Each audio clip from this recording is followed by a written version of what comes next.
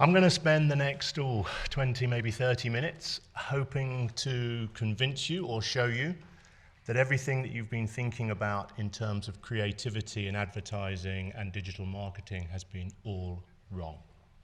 So that's quite a claim.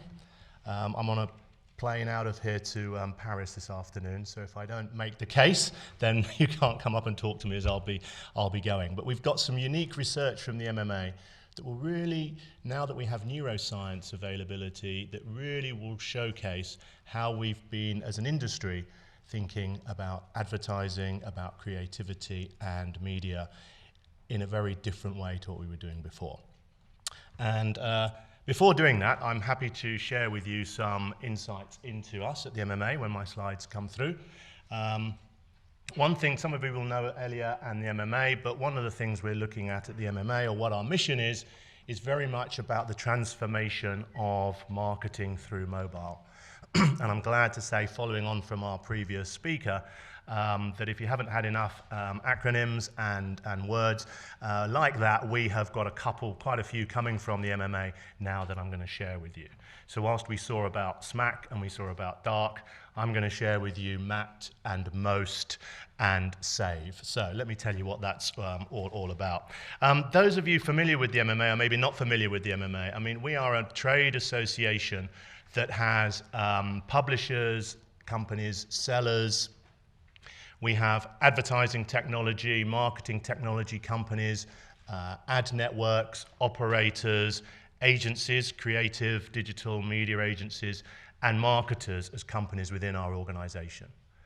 And in order to highlight that we are very much a marketeer-focused organization, our organization is run by our boards of directors. And as you can see, the EMEA board of directors we have, of the 28 companies and individuals sitting on those boards, 21 of them are senior marketers. And to take that a step further, our global board of 38 people has 24 senior marketers and CMOs sitting on it. The reason I stress that really is really to give you an insight that we listen, as a trade organization, we listen very, very hard to the marketers. Listening is sometimes very hard, and we really want to understand what is it, the challenges and the opportunities that they have in whatever country, in whatever sector that they are in. And unbelievably, or maybe it is believable, that they are very similar in whatever sector and whatever country. And so the programs and the solutions and the best practices and the guidelines that we deliver to the industry all comes from looking to solve those challenges that marketers share with us. So let me take you through 2 or 3 of those very top line today. And then, as I say, halfway through the presentation, I've got some unique research based on neuroscience that we believe will change the way that people think about creativity in advertising going forward. So the 4 programs I'm just going to share a little bit today is one, our first, what we're calling our first second strategy in neuroscience, which I'll come to a bit later. But we have 3 other major projects that we are leading the industry and sharing with the industry. MAT is around attribution, most is around organizational structure, the marketing departments, and SAVE is around brand safety. So let me give you highlights on that. If you want to know more, Elia and the MMA Spain and myself have loads of documents around that, and we're more than willing and happy to share them. Creativity and Smarties. Elia mentioned Smarties before. We're open for Smarties. These are the wonderful awards that can be won. And we really would encourage you and your clients or yourselves to enter into our Smarties on the basis that the winners of our Smarties awards become the best case studies of marketing and mobile marketing best in shows across the whole country and across the whole region. So please do enter into those. Let me talk a little bit about our program. So MAT, Marketing Attribution Think Tank. It's rethinking the world of marketing, measurement, and attribution. That's what we're doing. One of the biggest challenges marketers have is all this data, this measurement, and really trying to match marketing investment to business outcomes. Marketers, as you know, are all about growing their business, and really measuring the right things in this current age is really one of their major opportunities and one of their major challenges. And what we've been focused on is multi-touch attribution. number of you may be involved in multi-touch attribution, but in more plain English than that definition, what multi-touch attribution is seeking to do, and where we are showcasing this to our members, is to take all of these touch points that can happen in a consumer journey when they're thinking of purchasing a product or service, or actually doing so, and even after. All of these we identify as being a data map of all the different touch points, and ultimately, whether it's online, whether it's offline, whether it's first-party data, third-party data, whether it's mobile, whether it's TV, whether it's outdoor, the list goes on. All of these pieces of the pie are how we are helping marketers assess that they are measuring the right things, and therefore making marketing investments based on measuring the right data. And then after that, and what we've done in order to secure this is that we have published a number of guidelines and best practices, as you can see there, over the last two or three years. And where we are now is that we have our latest publication, which enables our marketers to basically select, apply with confidence any marketing solution, multi-touch attribution provider. And so in the world of walled gardens, MTA, GDPR, we have a publication about how data sharing in this day and age. We have a publisher's grid, and we have a journey map that will help marketers on this journey in order to deliver a multi-touch attribution solution, starting either from scratch or wherever they are. So in terms of data, in terms of measurement, in terms of understanding consumer journeys, that's available and in the marketplace. The other thing that marketers tell us is that their organizational structures, they're never quite sure really, what's the best structure they should have in order to compete in the current world of marketing and advertising. I mean, the word data scientist and those skills weren't known many years ago. Now every organization needs to be bringing in those type of skills. And what we have found, and this correlates with the Accenture presentation we saw earlier, what we have found in a consumer survey, a marketer survey of about 500 different marketers from around the world, that these are the four things that are really top of their agendas: mobile, analytics, the fact it's all in real time, and social. And fortunately for us, they come together to produce another acronym called MARS: Mobile, Analytics, Real Time, and Social. And actually, in this world, or as we call it, competing on Mars becomes a huge challenge for our marketeers. What they have told us is that some of the challenges they have is about, where does marketing fit in everything? What's my role?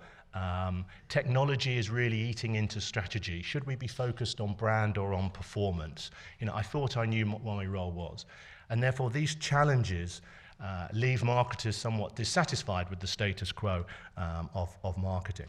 So what we're doing in order to help them and see their way through is that we've developed this framework that will help them solve some of these issues, and we've called it Link, Stacks, and Loops. And without going through it in too much detail, what this ultimately means is that we are providing a framework and guidance to answer three key questions. In terms of organizational links, do they have the right conditions in order to thrive and survive in this world of Mars? In terms of growth stacks, do they have the right capabilities?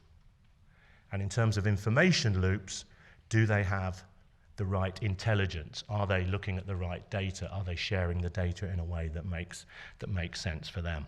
And so what will this look like when we've finished, and where are we? We're actually going to deliver to marketers a Mars readiness assessment tool. So this says, in the world in which you're competing, in the world where your organizational structure needs to be at its most optimum, there will be a tool that we will allow marketers to assess their own organization, and then we will roll up this data and be able to benchmark it against other sectors and other countries, so that tool will enable them to showcase where they are either deficient or where they are better than their competition or others in the market. And then our final acronym is SAVE. It's brand safety. Everywhere I go around the EMEA region, everywhere we are with the MMA as a global organization, brand safety is high up on agendas. And primarily what we have here is a brand safety council, which is really about safeguarding all marketeer investments in whichever environment and ensuring that they are properly overseen. And just to showcase what we're doing here, the first thing we will be sharing with the industry will probably be in about 2 or 3 months' time, is that our marketeer-led brand council are working on a strategy guide in order to help marketeers understand or have a strategy in place in order to protect their brands. Put another way, I've had 2 or 3 marketers talk to me about the fact that they get calls at 3 a.m. in the morning from their CEO saying, I'm told our advertising is appearing against the wrong sort of content. What are we going to do about it? Etc., etc. And this is about trying to avoid those calls so that there is a strategy in place for marketers in order to be able to combat that and get ahead of the game. And the strategy guide, well, I won't go through the detail there, is really about defining what brand safety is about, what does it mean, how to get stakeholders within companies, and how to continually assess what's happening in the whole brand safety arena. So, Map, Most, Save. They're the 3 projects that we have on the go, and as I say, both Elia from the EMEA Spain and myself are more than happy to share insights in that and develop a dialogue with you all. But the piece that for the next few minutes, the piece that I started the presentation with about the rethinking the whole world of marketing, creativity, digital advertising. Let me get to that. So in the world of mobile advertising, in the world of the mobile phone, excuse me, the phone or the iPad, in a scroll-up environment, we've been asked pretty regularly about, how does advertising really work within that environment? And we set up some research, which I'm going to share with you to answer this question. We didn't know where it was necessarily going to end, because all research, you can't just do some research to define a goal that you're after. And this was done towards the end of last year, coming into this year, and I'll share that with you today. And we've now called it's from a blink to an imprint to a heartbeat. And actually what it has led us to as an organization is 2 things. One, it's the case for a first-second strategy, which I'll talk about. And secondly, and as importantly, it's like why attention must be earned and not bought. Media attention. So, first off. But Holland comes in for a pit stop. Time to refuel and change tires. Lou Moore himself changes the tires. Only 4 crew members, including the driver, are allowed to work on the car. It's a tense time. Holland stays in his seat, anxious to get away. Let's watch.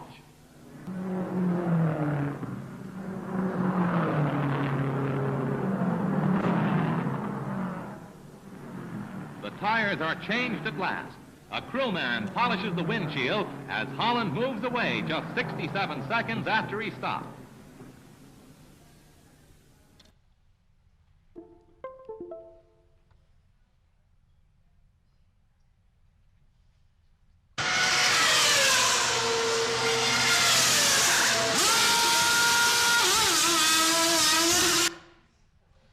So, I think you may have spotted the difference.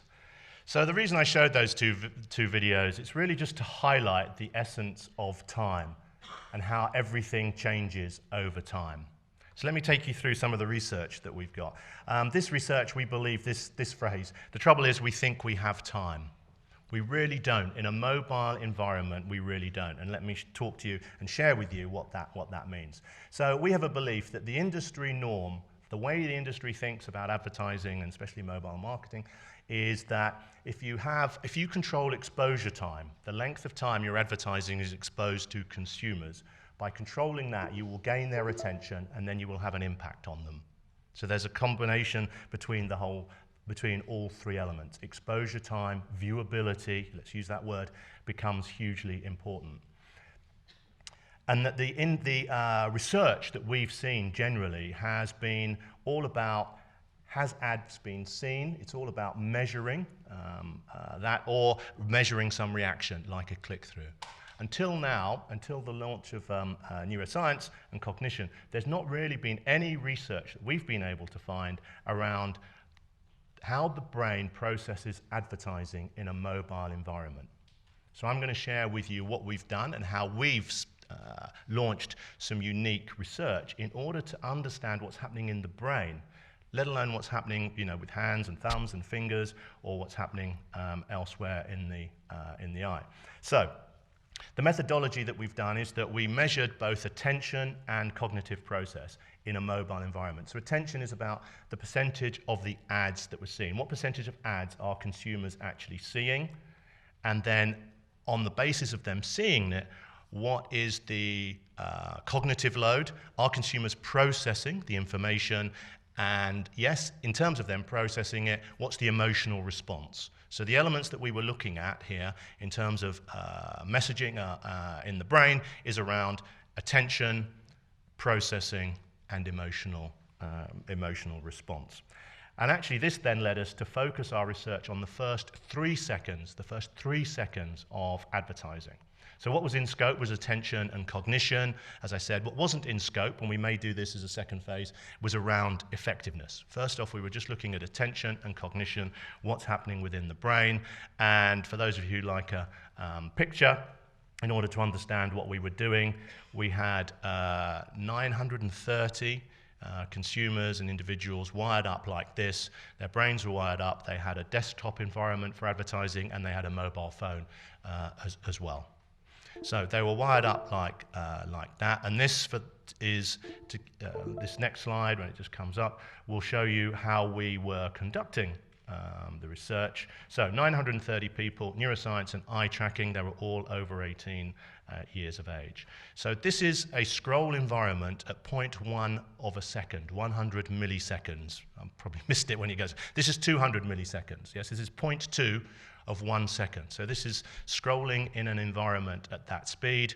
This is still under 1 second, and it's 0.7 of a second, or 700 milliseconds. So you're going to see here from 0.1 of a second, as I showed you, right through to actually 2 seconds. And these were the speeds that we were showing in content and advertising to these 930 people. So this is 1 second. So this is a scroll environment, as you can see, content, advertising in 1 second, and the next one I'm going to show you is 2 seconds. It's all a bit false because it's all showing at the same time. I'm showing it to you in a few seconds, but what I really wanted to get your attention about is the speed at which various consumers really do look either at content and or advertising within that content. So that was 2 seconds. Now I'm going to share with you our findings, 5 different findings, and the biggest one that stopped us basically in our tracks is the first one I'm going to share with you. Because what we found, and this is where we believe the industry changing and rethinking the industry, is this. Our biggest finding, our first finding, is that cognition is fast. Cognition is understanding an emotional response to advertising. The human brain needs less than half a second to engage with mobile advertising and trigger a reaction. Less than half a second. It's actually 0.47. 67% of those who viewed reacted in 0.47 of 1 second in a mobile environment. So that was pretty significant, and I'll give you some insights as to what we believe and some recommendations in and around this data in a moment. The second finding is that time is relative. Ads in a mobile feed environment get attention faster and trigger stronger cognition compared to desktop. So in a desktop environment, 67% of those consumers, it took them about a second and a half, whereas in mobile, as I said, it's 0.47 of 1 second. So if you can just think back to where I was showing you that feed environment, it's we started at 0.1, then we went to 0.2, then 0.7, so it's somewhere between that 0.2 and 0.7. Third one, for those marketers and agencies and everybody in the room, it's good to know that our brain is faster on branding. Cognitive process is accelerated by known brands, is what we found. And then the last 2 findings we had is that motion drives emotion. So again, we've seen the growth of video advertising in mobile. Video ads create emotional response earlier than static. And again, that response is, again, under 1 second. And, as should be the case probably, weak ads work fast and fail faster. So a weak ad is those ads in that environment that actually were in the lowest quartile for brand recall. Yeah, so weak ads were sort of poor brand recall was deemed a weak ad. They are processed fast, in fact pretty fast, but they create a negative response, which means in less than a second, which means the consumer's not interested and they're out of that environment. So it's all happening pretty quickly in this in the environment. And let me just move on to here. Yeah. So given all of this, what are the implications? The implications is that we feel the industry needs a first-second strategy. That first second becomes hugely important given that the brain of consumers is starting to cognitively and recognize and gain attention to advertising in that environment. So how can you do that? What can we give you in terms of recommendations? Well, a blur can trigger an emotion. So to get initial attention to emotional response, colors are hugely important. I've got a summary of some of these just towards the end. Something like a handle helps set the scene. So as you can see, most advertising at the moment has some sort of handle that allows ads to be sorted. The third is that visual elements determine stopping power. So here you have a situation where you have a lot of contrast, you have different angles and different color, picture density, color composition, and this helps give structure. But there's a bit of a trade-off here because I'm sure some of you, your attention was drawn to the little piglet in red, so there's a sort of trade-off between color and contrast. There are new visual tools around in the marketplace that allow you to understand the complexity of pictures and therefore where eye tracking and where people are looking.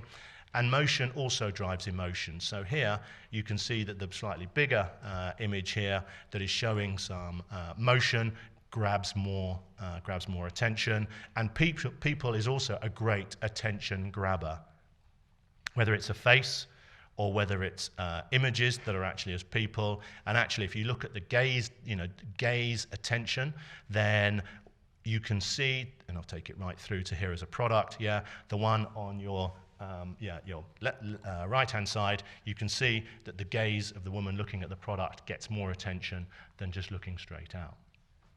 So, given all of these, our first-second strategy checklist says color and contrast matter. Consciously decide on that in your advertising.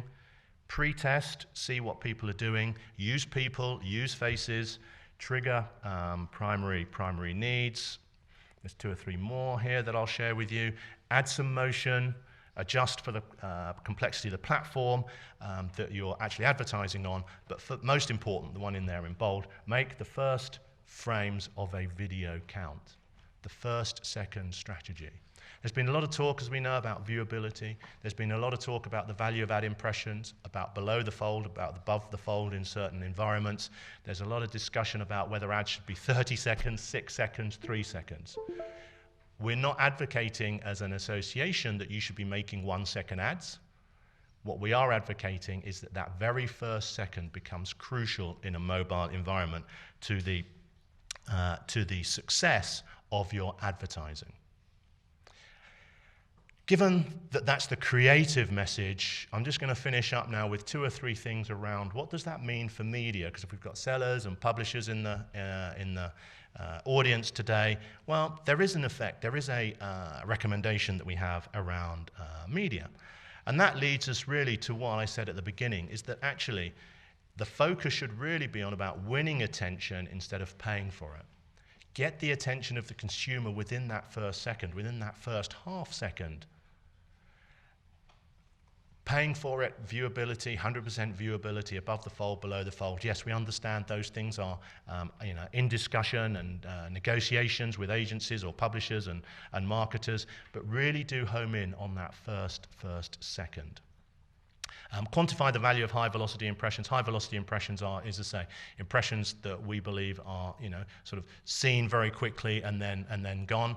I don't think we have an industry standard yet as to how people are trading on various different types of impressions. But if the first second is important to how a consumer relates to your brand, cognitively understands, if it's a well-known brand, takes a reaction, then really do think about that. And also we would urge the industry to think of new buying tools. I mean, there are ways in which pre-testing of creativity can happen, but actually, is there a way in which buying tools between buyers and sellers could really help make our our industry much more effective. We all, as I said earlier, understand that data, that measurement, accountability, return on investment, all of those words are high on marketers, agencies, publishers, sellers' agendas.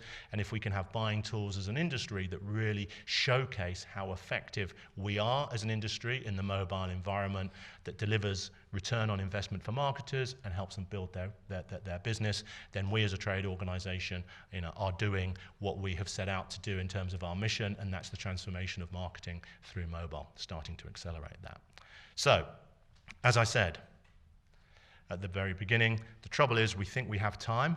We don't. I think I've run out of time. I've run over time. I've gone through that very quickly, but as I say, I'm happy and Elia at the MMA Spain, we have those publications, we have the data, we have the capability, the will and the knowledge to share. We'd like you to rethink the world of marketing attribution. We'd like you to rethink the world of creative mobile execution. And if there's one thing that I'd like you to take away from my 30 minutes or so today, and I've probably said it a dozen times, but I'll say it one more time, make the first second count.